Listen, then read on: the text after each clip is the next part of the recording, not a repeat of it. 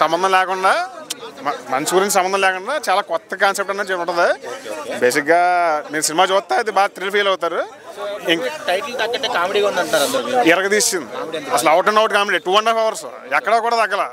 Performance చూసుకుంటే విష్ణు కానీ, మన ప్రియదర్శి కానీ, మన రాహుల్ రామకృష్ణ కానీ ముగ్గురు కూడా అసలు నిజంగా హుషారు చూశారు కదా. అదే మన అది గురొచ్చేవాళ్ళ గారు చూశారు కదా.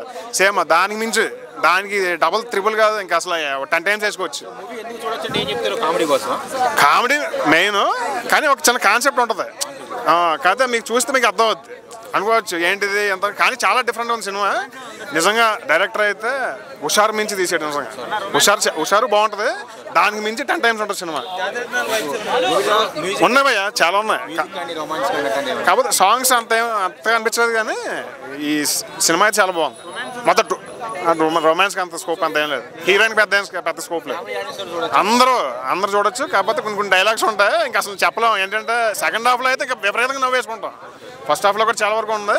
సెకండ్ హాఫ్ అయితే ఇంకా అసలు ఫుల్ కామెడీ ఎంటర్టైనర్. మొత్తం ఇంకా సెర తీసేసాడు.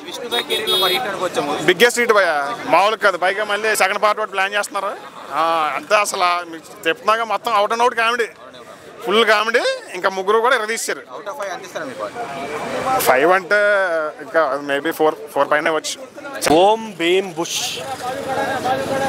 సినిమా నిజంగా నాకైతే చాలా అంటే చాలా బాగా అనిపించింది.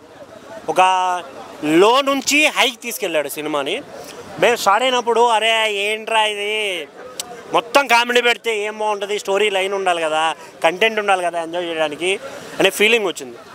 ఎప్పుడైతే రియల్ స్టోరీలోకి ఎంటర్ అయ్యామో, భైరవపురంలోకి ఎంటర్ అయిన తర్వాత స్టోరీ ఎప్పుడైతే స్టార్ట్ అయిందో అక్కడ నుంచి ఒక ఎగ్జైట్మెంట్కి తీసుకెళ్ళి బ్లాస్ట్ చేశారు లాస్ట్లో ఫైనల్గా.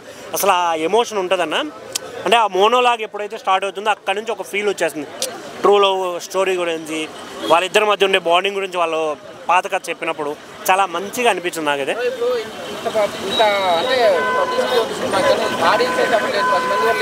అది అన్న సినిమాలు ఎలా చూస్తున్నారని ఈ మధ్య జనాలు కమర్షియల్ అయిపోయారు. ఎవడో సినిమా బాగుందంటేనో, ఎవడో ఏదో చేశాడంటేనో ఇలా దాన్ని బేస్ చేసుకొని సినిమాకి వస్తున్నారు జనాలు. అంతే తప్ప వాళ్ళందరూ వాళ్ళు వచ్చి ఒపీనియన్ అదేమంటారు సెల్ఫ్ అనేది కోల్పోతున్నారు చాలామంది. ఎందుకంటే సొంతంగా ఆలోచించడం ఇవన్నీ మానేస్తున్నారు.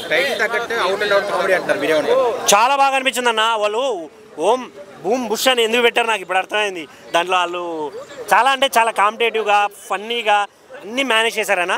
లాస్ట్లో చిన్న కొంచెం హర్రర్ ఉంటుంది, అది కూడా చాలా ఫన్నీగా ఉంటుంది. చాలా అంటే చాలా బాగుంది. చింపేశారన్న. అసలు వాళ్ళ యాక్టింగ్ అయితే వేరే అనుకోవాలి. ఎంత నవ్విచ్చారంటే సీట్లో ఎగిరెగిరి నవ్వాం మేమైతే.